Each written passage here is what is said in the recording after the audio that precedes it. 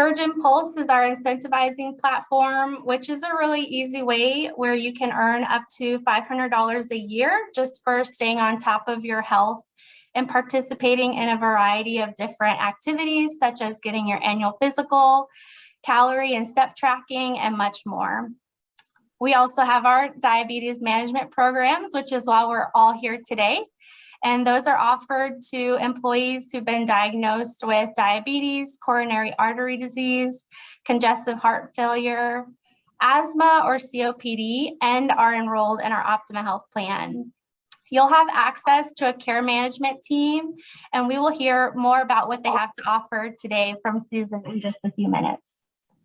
If you've been diagnosed with a rare chronic condition, such as rheumatoid arthritis, cystic fibrosis, or Crohn's disease, or much more, you're enrolled in the Optima Health plan, then you can receive support and help for your specific needs through Accordant Care.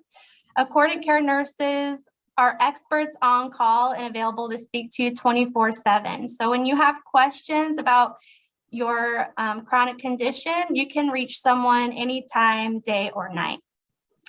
Expecting mothers on the Optima Health plan also have access to receive guidance and support throughout their pregnancy and postpartum with Optima's Partners in Pregnancy program. Our employee assistance and work-life services is offered through Humana to all employees and members of your household. This program offers short-term counseling, which is free and confidential, for issues such as relationship conflicts, workplace concerns, or even grieving the loss of a loved one. Humana also offers work-life services to help you better balance work and life by helping you find anything from childcare to movers and contractors, or even to help you make travel plans if you're trying to get away.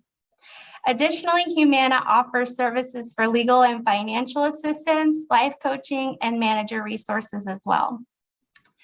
Quit for Life is our tobacco cessation program. You'll have access to quit coaches and free nicotine replacement therapy to help you quit smoking, as well as a support group of others trying to quit too. Wonder Health is our weight management program that teaches you skills to help you lose weight while still eating the foods you love. You can sign up for our next class of the year, and this sign up opens on March 18th.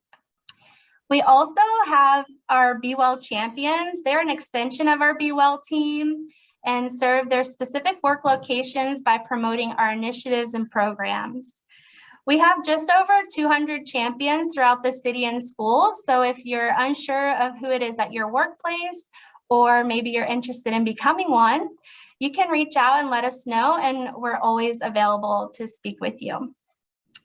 BEWell offers events and classes just like this one.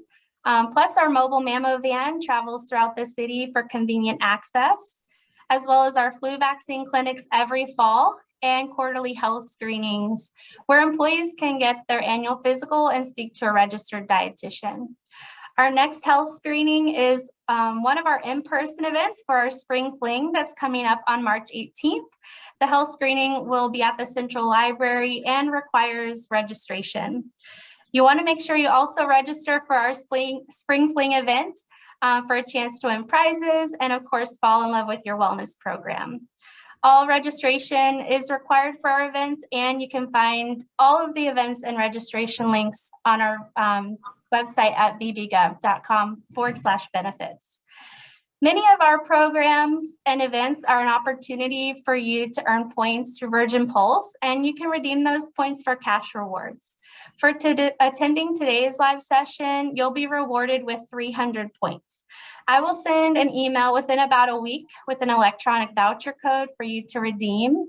But of course, the benefits of our programs and our events vastly exceeds the money earning opportunity. It's all about providing you tools to help you develop healthier habits and live a healthier and happier life.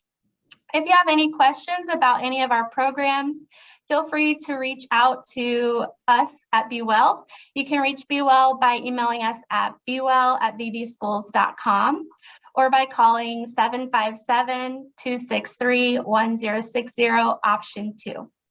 And now it is my pleasure to pass the mic and the slides over to Susan, who is our speaker today, and she is a diabetes management educator. Susan? Thank you so much. I am sharing the screen. Can you confirm that you're seeing it? Yes, we can. Okay, great.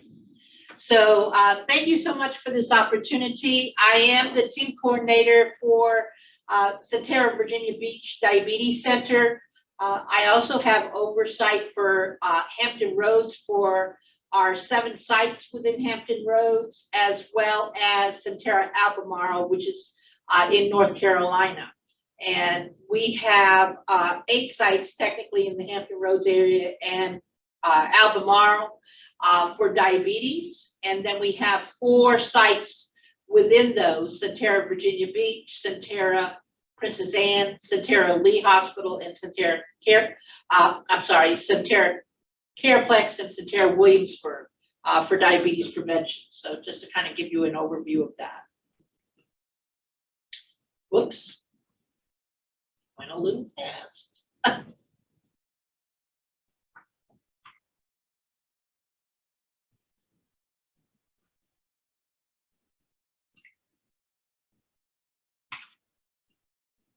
Okay,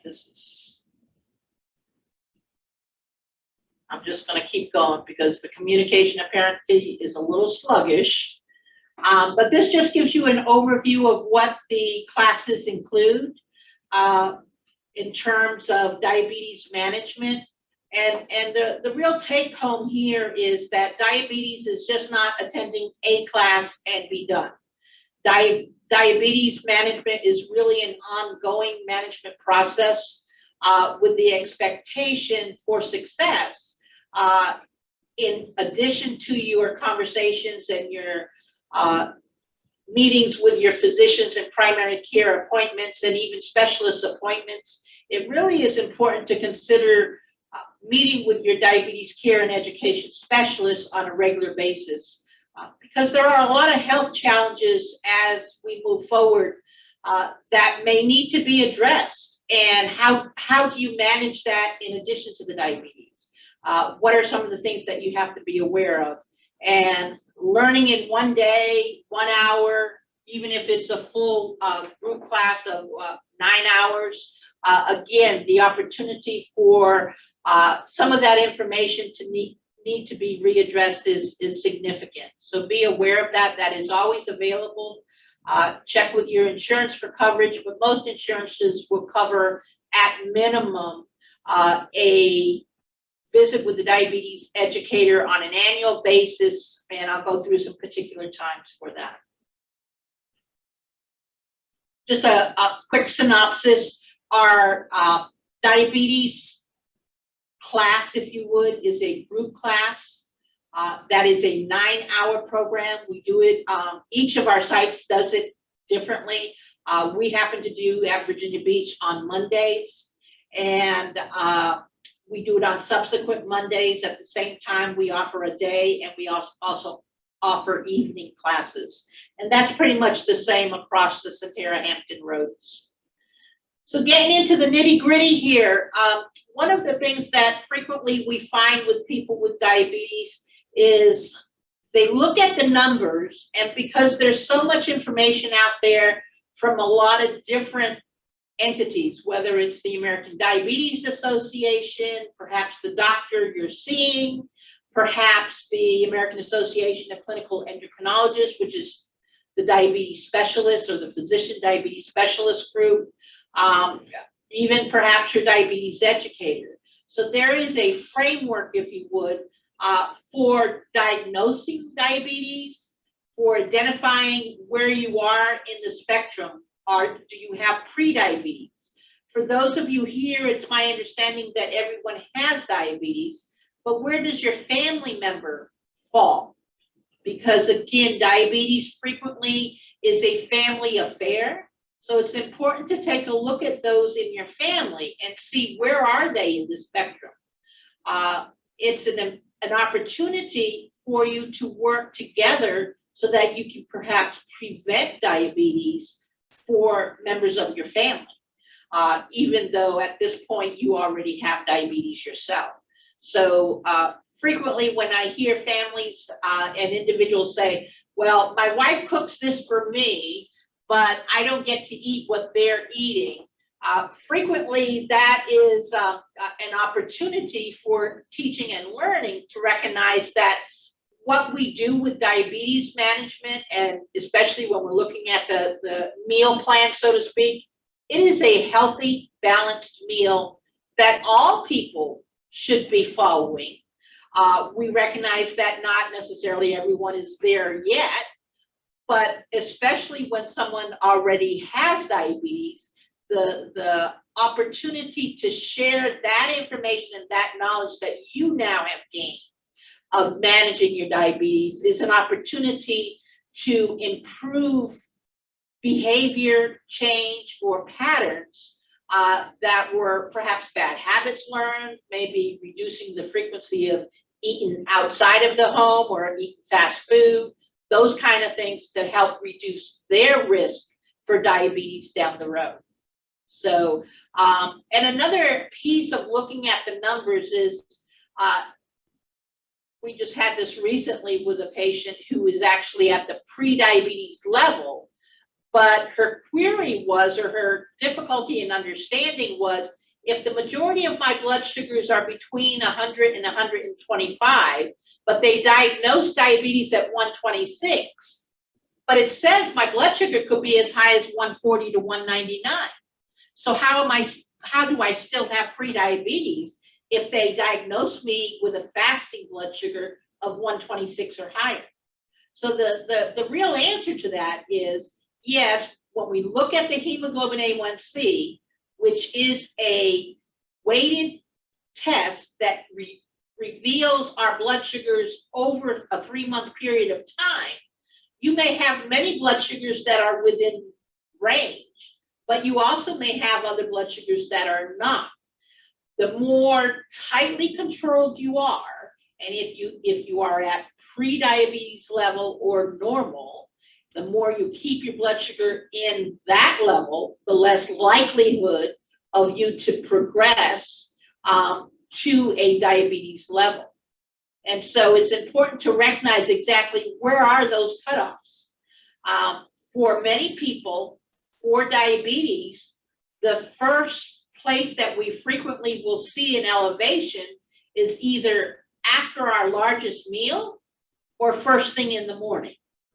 But that is individual for every person. So to give you an example, my husband many years ago, his fasting blood sugar was very normal. But every time he ate, his blood sugar would go over 200. So when the doctor ran the fasting blood sugar, he never had an elevation. So in the doctor's mind at that point, his belief was that my husband did not have diabetes. So along came hemoglobin A1C, and in the earlier years, we could not use that as a screening tool or for diagnosis. We now can. But at that point, I already knew my husband had diabetes because his blood sugars after the meal were over 200 consistently. And then he began to have every classic symptom in the book. He was running to the bathroom all night long. His would get a little cut that wouldn't heal. So again, several of the classic symptoms of diabetes: a thirst that wouldn't stop, constantly hungry, never feeling like he was being satisfied. Those are all symptoms of diabetes or signs of those diabetes. So lo and behold, I convinced the doctor to do a hemoglobin A1C. And, well, you know your insurance isn't going to cover it. I said, that's okay. If he has diabetes and it's proven, then you will give him the diagnosis of diabetes and then it will be covered by the insurance. So he did a hemoglobin A1C at that point. His hemoglobin A1C came back greater than 10 at diagnosis. So it's important to recognize that even though his fasting level was very normal, he was already having issues or beginning to have issues with a potential for complications. because his blood sugars were staying above 200 on a regular basis. So that's an important factor when you look at what are the targets that you're setting with your physician, and make sure that you're on the same page. If your doctor is setting a target and say, oh, well, your blood sugar is not doing too bad because you're in the 200s. But what does that really mean to you? That means if your blood sugar is consistently over 200, you're putting yourself at risk for complications.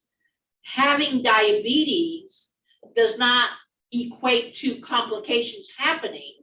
The lack of control of diabetes equates to a lack of complications occurring. Okay, well, let me kind of restate that.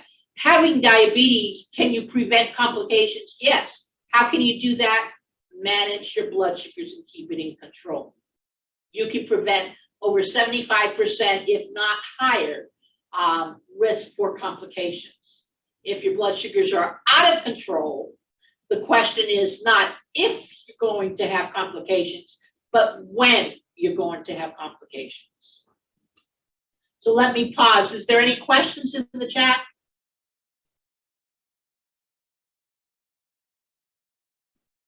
So there was one question about the classes and whether or not they were offered outside of the DM program, and that is yes.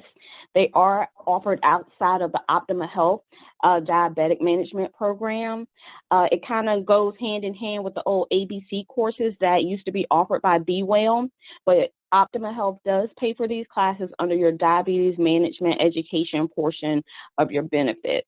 So you're able to enroll in the Centera Centera Healthcare diabetes courses if you're interested. And that was it. Okay, and I'll also mention, going back to the family of people with diabetes, is when we're looking at diabetes prevention, at those sites, we do have those classes currently within Centera are free. And so that's an opportunity to get everybody on the same page in terms of meal planning, because the target for diabetes prevention is weight management and physical activity. So we talk, of course, a lot about meal planning and balanced meals, et cetera, as well as incorporating activity and exercise.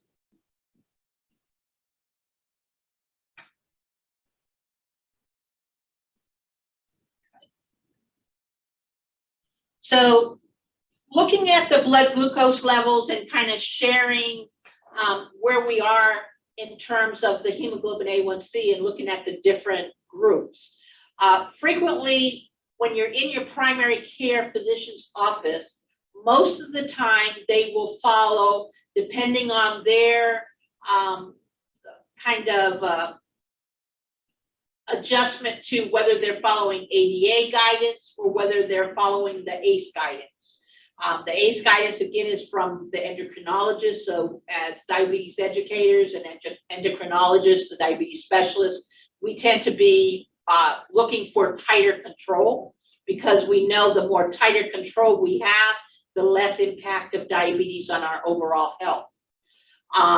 It's not that ADA is wrong. It's just a little bit more broader perspective. And so your physician may say, well, your hemoglobin A1C looks good because it's 7.1, but how does that translate for you personally? Does that mean you are having more blood sugars greater than 180? Yes, it does.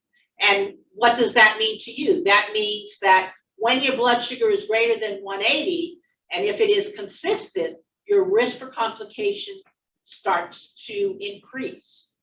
And recognize that when your blood sugar is greater than 180, you're at high risk for infection. It is part of the reason why we look at people with diabetes in terms of compromise of their immune system, because if their blood sugar is greater than 180, the body no longer has the ability to make antibodies, which is our normal natural defense against infection. So that may be, perhaps you have a dental issue going on. If your blood sugar hits over 180, guess what? Your body can't start fighting that infection on its own. If you stubbed your toe and maybe you had a little issue with the nail on your toe, your blood sugar is reaching over that 180 on a regular basis, that little bit of a stubbed toe becomes a major infection and a major problem for a person with diabetes. So that's why we look at tightening up that control to eliminate those additional risks. We set targets, and when you're working with your diabetes educator, looking at what your pattern of meals are, looking at opportunities to perhaps tighten up what your blood sugars are, or look at maybe it's just a matter of not eliminating a food, but where are you putting that food selection? Are you balancing it? Are you skipping meals and then eating heavy at night? Are you having lots of fruit during the day without any protein on board, without any vegetable servings on board? Those are some of the easy fixes that many times people are not doing purposely, that they think it's healthy for them. Oh, I know it's healthy for me to eat fruit, so let me eat fruit all day long. But that's only part of the picture. It is a balance of the carbohydrate load, which is what fruit is, carbohydrate. And it is a balance of your vegetables, your fiber, your protein serving. So how do you accomplish that? Again, independently, it's important that you set targets with your physician. And you have a very strong voice in setting these targets. If you're a caregiver for, let's say, a parent who is living by themselves, the doctor and you, as well as the patient, may set a little bit looser target, because we don't want to run the risk of a low blood sugar, too low of a blood sugar, which could cause a greater harm to the patient.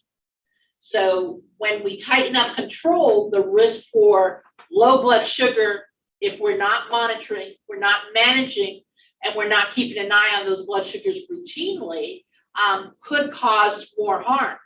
So it is a fine balancing act, if you would, between what is normal, what our target is because of our other health issues, perhaps. Give you an example. Let's say we have an elderly person living by themselves. Sometimes they forget to eat. Sometimes they forget to take their medicine and accidentally get a second dose of medicine. So there's a lot of different nuances, a lot of different things that can really impact the success of managing that diabetes. So these targets should be individually set. This just gives you some guidance of what we're looking at. So when we look at acute complications of diabetes, primarily we're focusing on low blood glucose, which is hypoglycemia, and high blood glucose, which is hyperglycemia. The issue is we do not want to allow the blood sugars to run high so we can avoid the low blood glucose. We want to tighten up the control as much as we can without risking that low blood glucose from happening on a regular basis. An isolated event, what we need to do is look and see what was the culprit. What caused that low blood glucose? Did I really wait too long to eat after I took my medicine? Did I skip a meal entirely? Did I, like I mentioned before, did I accidentally take an extra dose of medication? Did I lack the balance in my meal? I ate a lot of carbs at my meal, carbohydrates. That's your pasta, rice, potatoes, corn, peas, beans, and fruit. Did I eat a whole lot of that, got full, and then I didn't want to eat my vegetables? I didn't want to eat any meat to go along with it. That could be a culprit causing you an initial rise in your blood sugar beyond what you could manage with your medication regimen. But then it only lasts a few hours. After that, you have no fuel on board. So it could cause you then to have a low blood glucose. When you have a lot of ups and downs, a roller coaster with your blood sugars, it increases your risk for complications. What we hope to see with people who are truly managing their diabetes well is more of a time and range, if you would, whatever that target blood sugar that you're shooting for. Maybe you're shooting for a blood sugar between 80 and 110. If the majority of your blood sugars are there with an occasional blood sugar out of range, that may be tolerable. If the majority of your blood sugars are beyond the range you're trying to shoot for, maybe it's time for a review of your meal plan. Maybe it's a time to review your medication regimen. Maybe it's time to add another agent.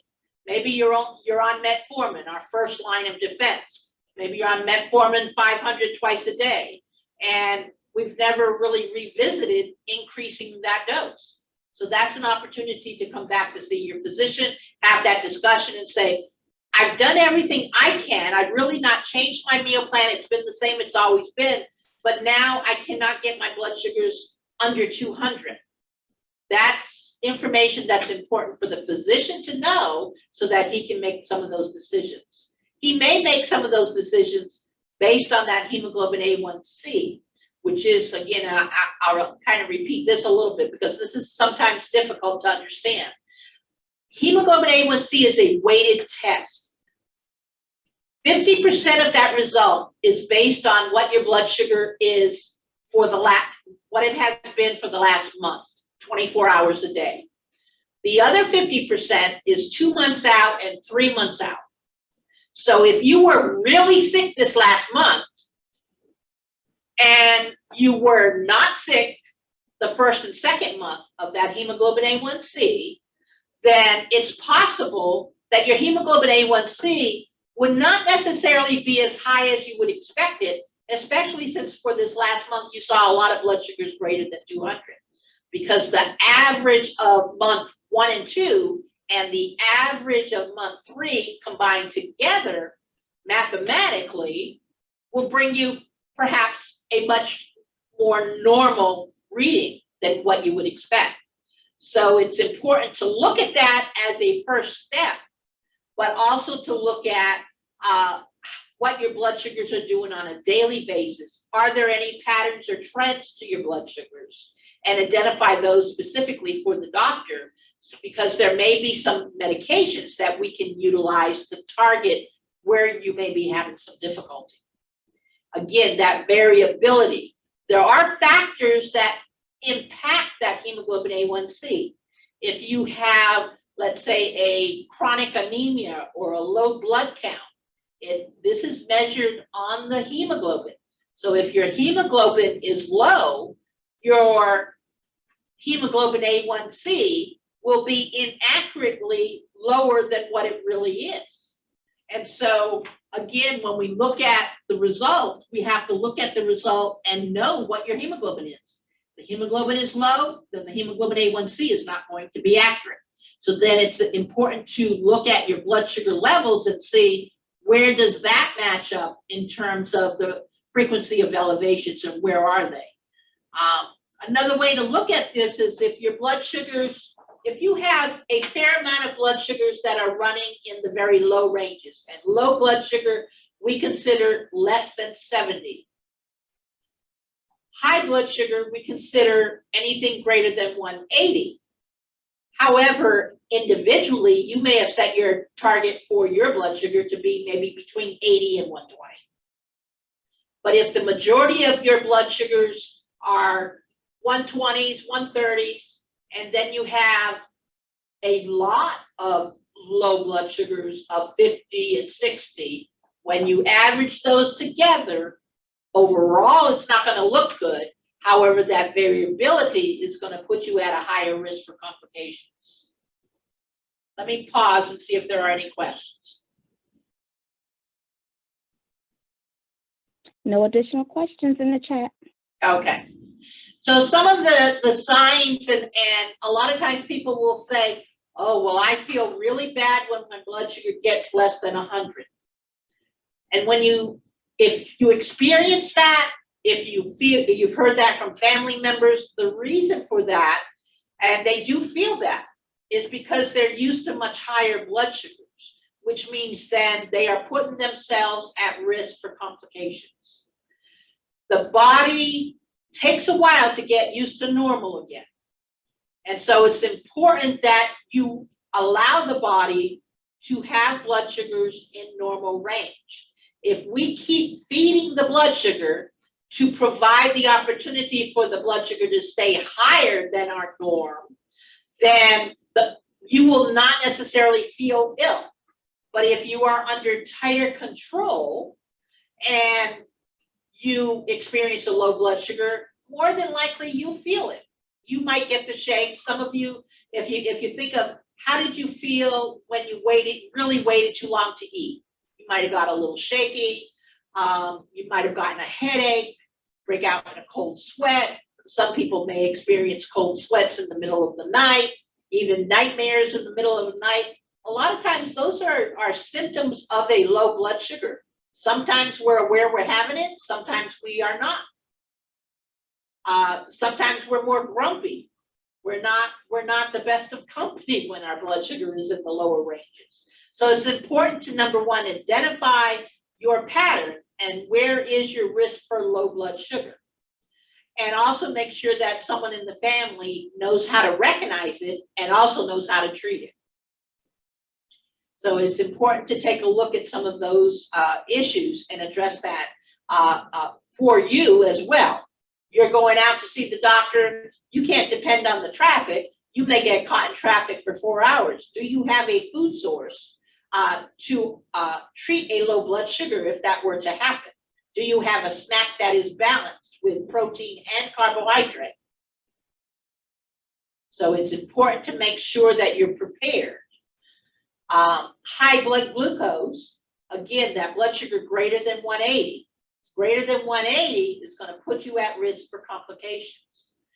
The problem between low blood glucose and high blood glucose is the body has a tendency to tolerate the high blood glucose for a much longer period of time before we see problems. The low blood glucose, when we have a low blood glucose, we generally feel bad pretty quickly. So from a patient perspective, for an individual who has diabetes, well, I don't want to feel that way. It makes me feel really bad. I feel sick. I get a really bad headache. So I'm not going to let my blood sugar go under 80. Okay. But on the other hand, I don't necessarily feel so bad when my blood sugar is 200. I don't necessarily feel so bad when my blood sugar is 250. If you're used to running blood sugars at that level. However, the risk for complications is extremely high. Not one incident, but over time, a consistent elevation in those levels, again, will increase your risk for complications, infection, major complications, including heart attack, stroke, vascular disease, blood pressure issues, etc. So it's important to recognize that. Any questions? None in chat. Okay. I did actually send one over from one of our employees. She was asking that her husband was recently diagnosed, but has nothing to check his blood pressure levels. Is that something insurance covers, or is that something over the counter? So the blood glucose is covered by insurance.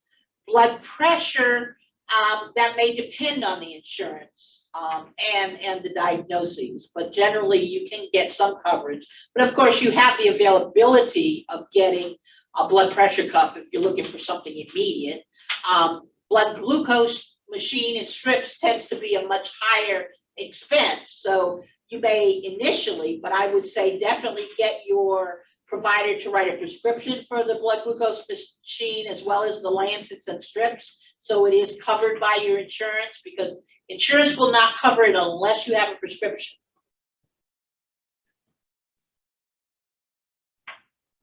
So when we're looking at, did you have another question?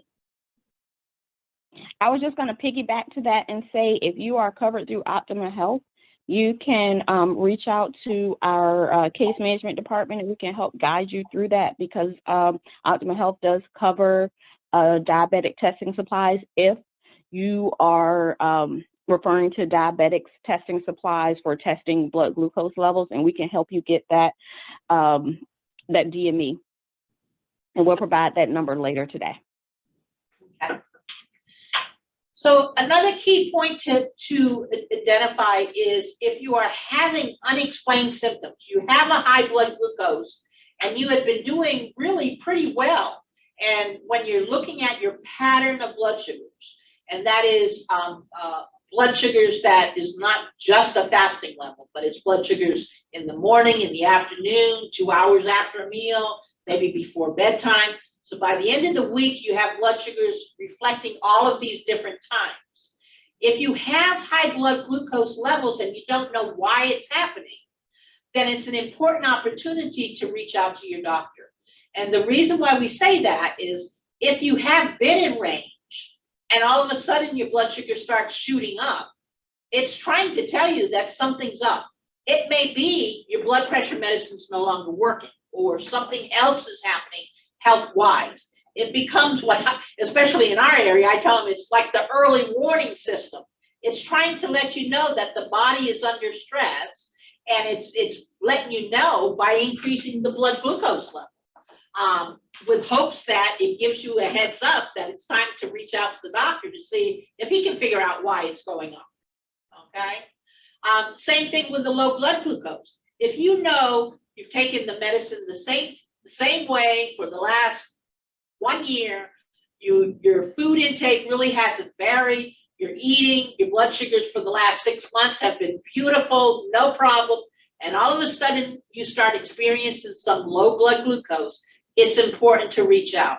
And it's not an isolated one. If one happens and you can't quite figure it out, check a blood sugar, and I'll go over that in a minute, but recheck a blood sugar, make sure it was an accurate blood sugar, because even a little leftover jelly on your finger because you didn't wash your hands real well before you checked your blood sugar can cause a significantly elevated blood sugar. So it is important that you verify that that is in fact an accurate blood sugar. But if you recheck it and you're paying close attention to what you're doing, you know you have an ample sample size of blood on the strip and you've gotten a result and it's still low, then you need to go to next steps and look and see what possibly is causing that. I can't figure it out. It's time to call your doctor. So what we generally say is 2 times in the same day and you don't know what's causing them, call the doctor. So this gives you a little sample of some of the newer, this one, the glucagon emergency kit has been around for many, many years.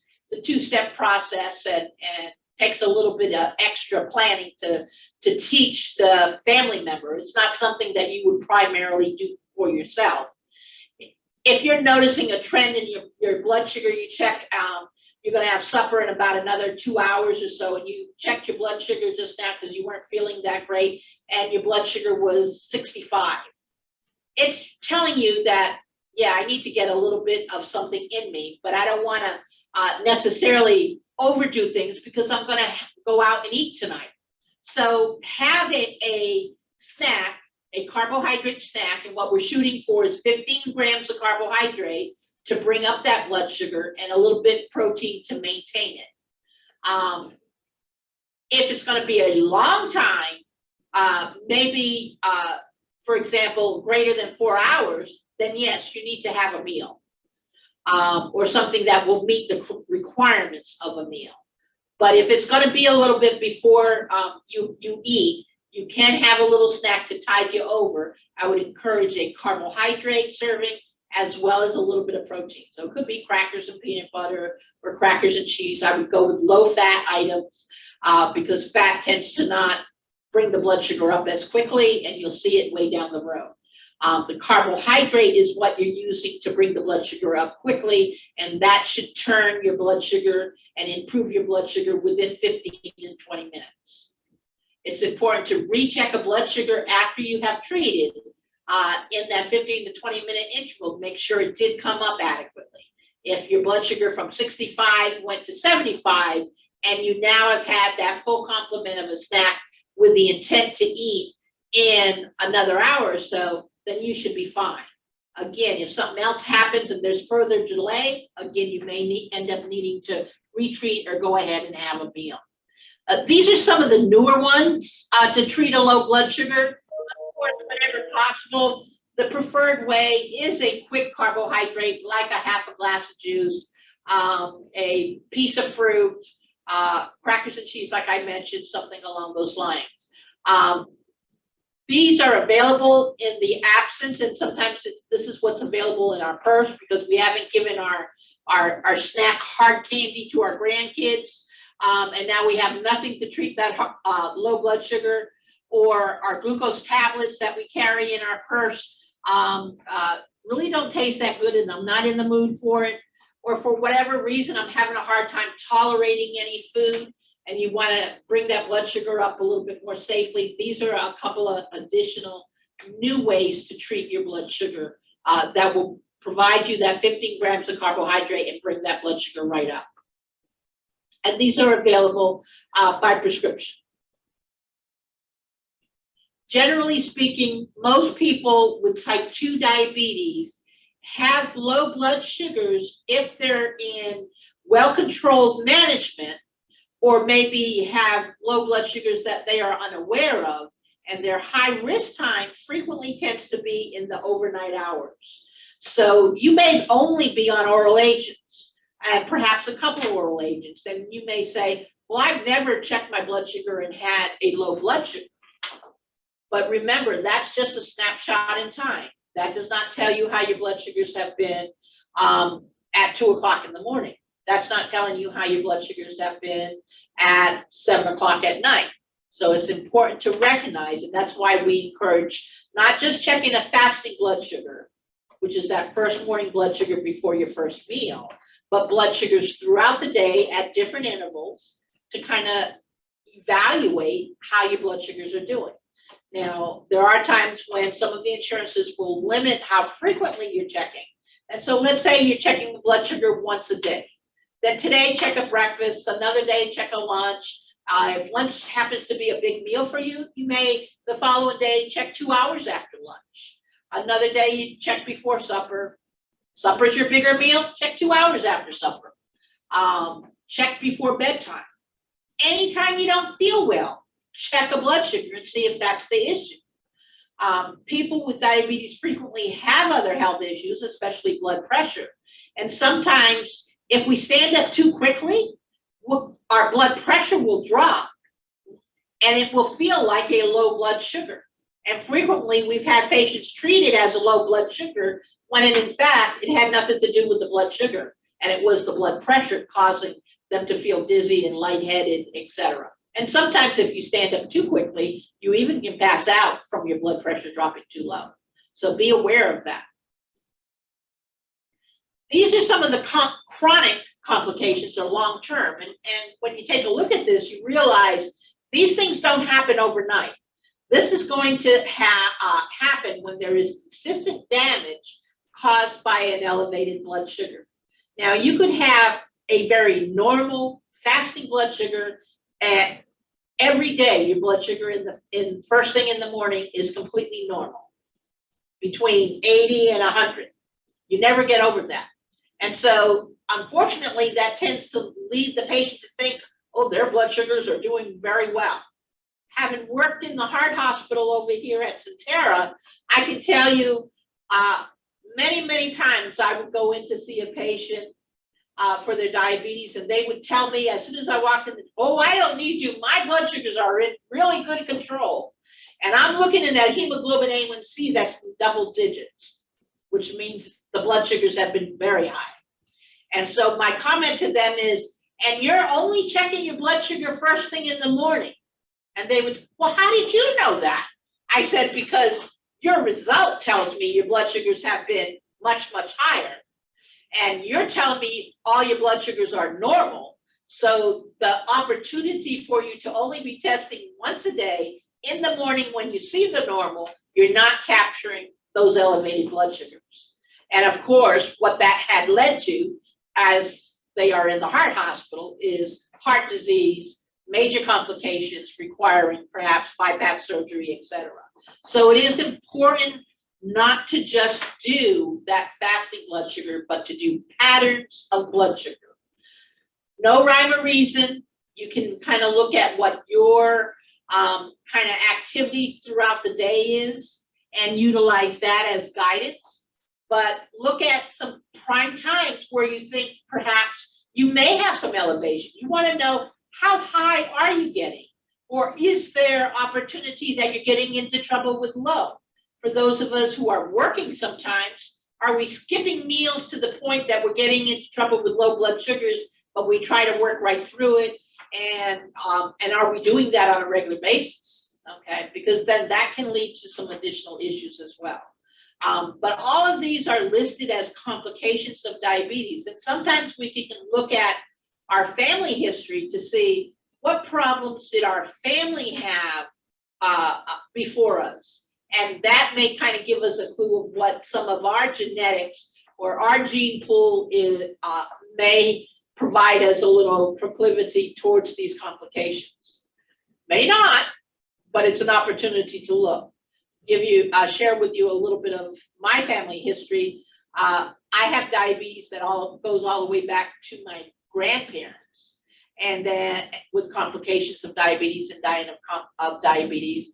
Both my parents had diabetes. Both my brother and I have diabetes.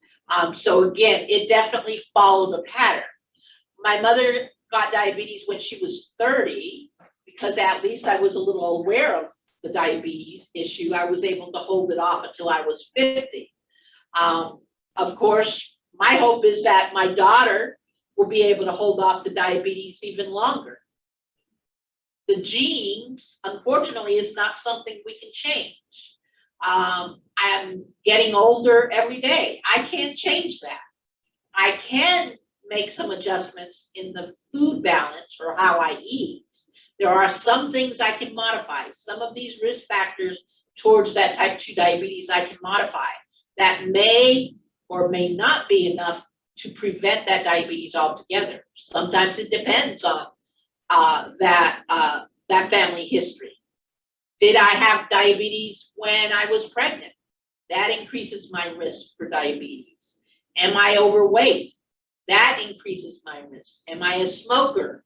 That could increase my risk. So looking at all, kind of putting it into 2 buckets, if you would. Some things you can't change. You can't change who your parents were. You can't change your genes. You can't change your age.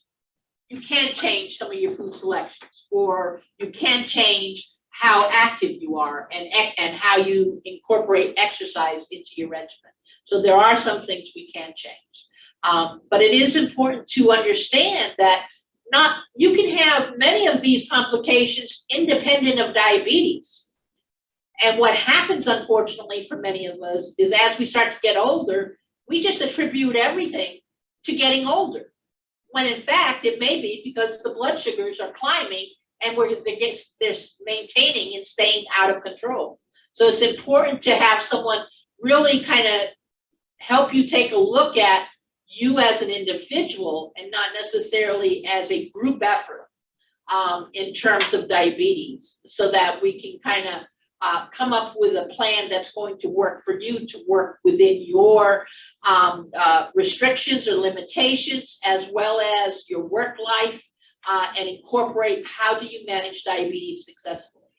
So the very real, how often are you seeing the foot doctor? How often are you getting that eye exam? What are you doing in terms of some of those things to prevent some of those complications? How do you have blood sugar control achieved, or are you still struggling with that? Look at opportunities to make sure you can interrupt that cycle so that you will be a success story. I've had diabetes for many, many years now. As I mentioned, my mother got it when she was 30. I managed to hold it off until I was 50. My hemoglobin A1C does not go above 5.6. Am I tightly controlled? Yes. Am I on insulin and medication?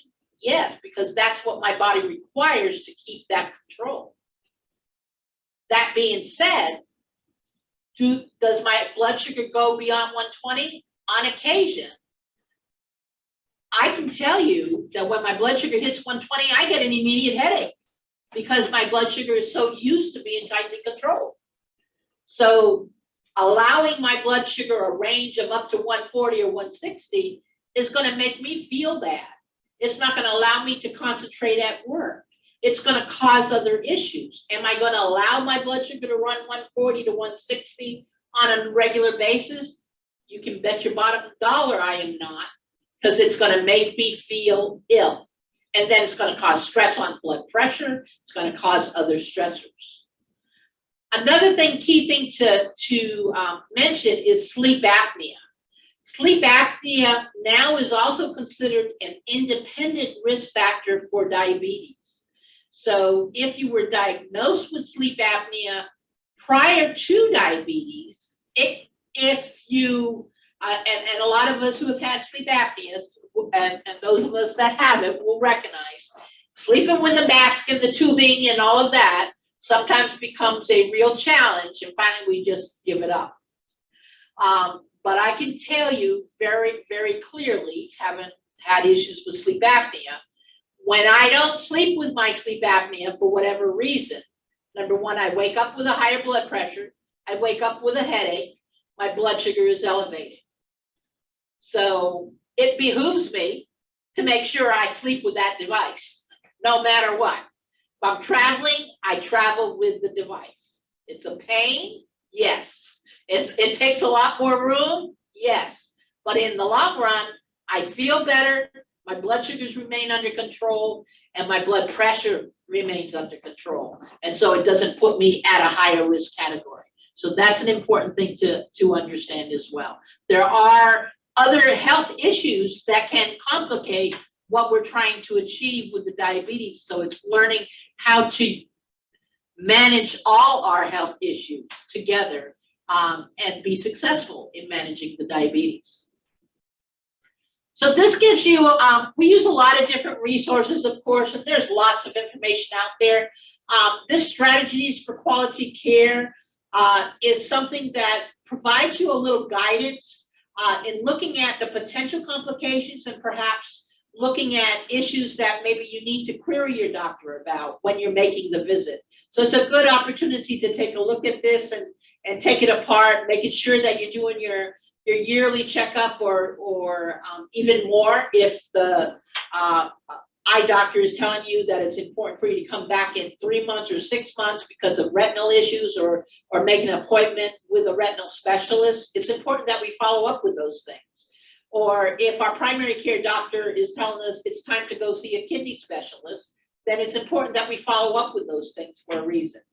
But in anticipation or prevention of some of those things, we can be looking at our lab work and looking at specifically, are we on a path that is starting to creep up in the wrong direction, or are we doing really well? Or is there opportunity? Because sometimes some of us need a little reinforcement.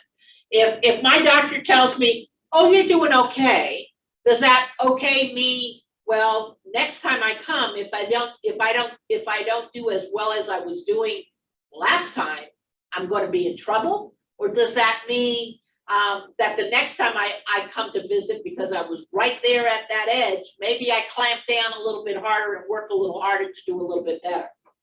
So it's important for you to know where your numbers are, know where your blood sugars are, know where your triglyceride and cholesterol is, know what your risks for complications are, or what are those issues that you may have to work on a little bit more concentrated. For example, you may have a family history of a fatty liver.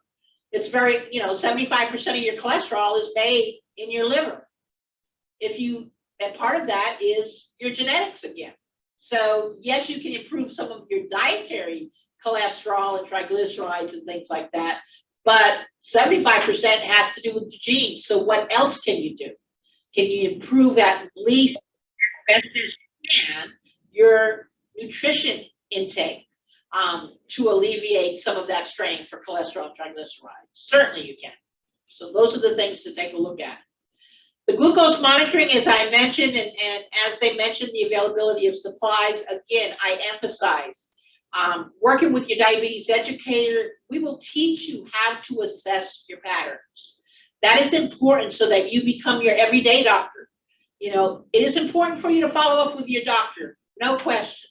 However, it's important for you to understand diabetes enough so that you can manage your everyday management of diabetes. This is just not something you pay attention to every 3 months when you go see the doctor.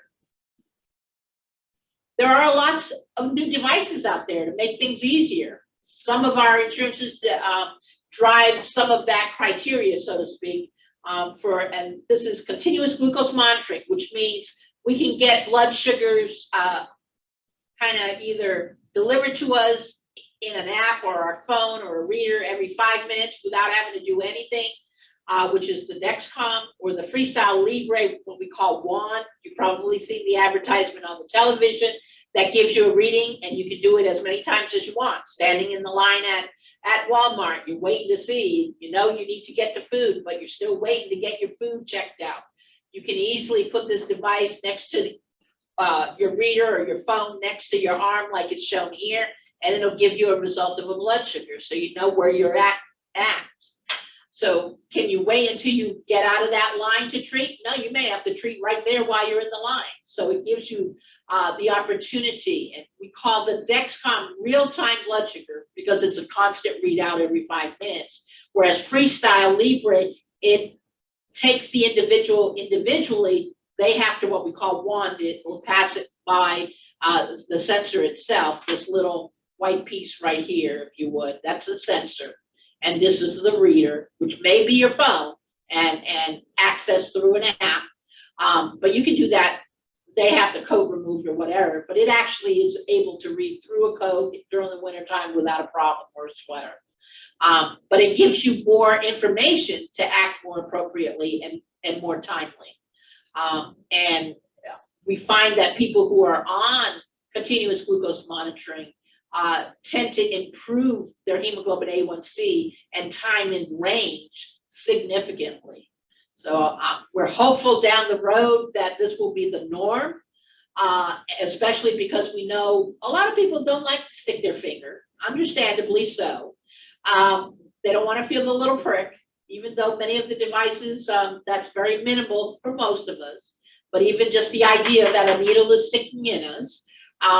But we recognize that this is the wave of the future. Technology is definitely provided us a lot of opportunity to manage diabetes very, very successfully.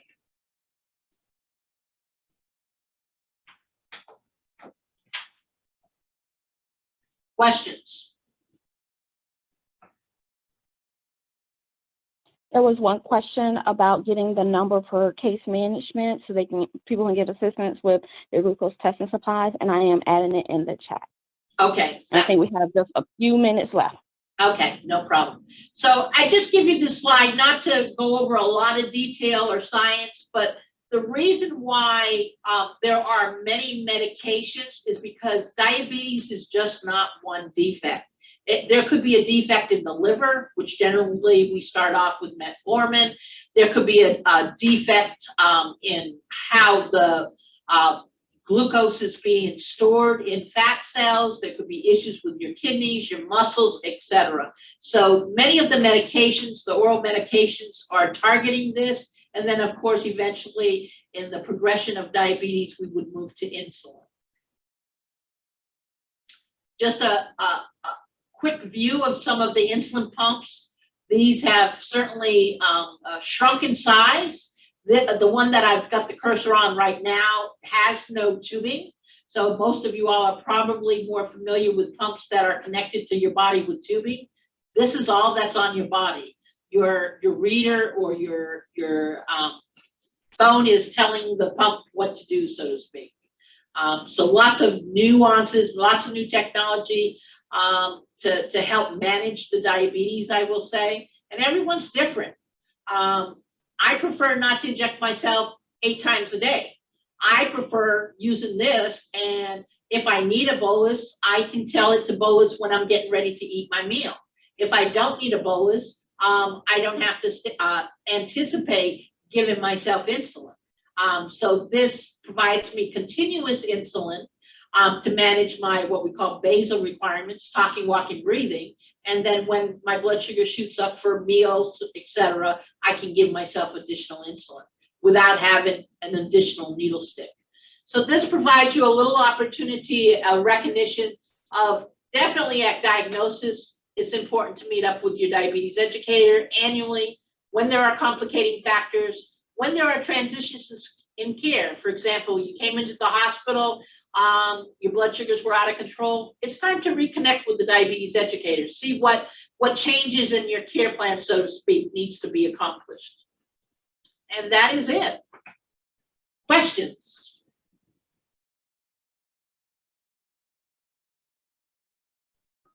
I do not see any additional questions in the chat, but thank you very much, Susan. That was a great presentation.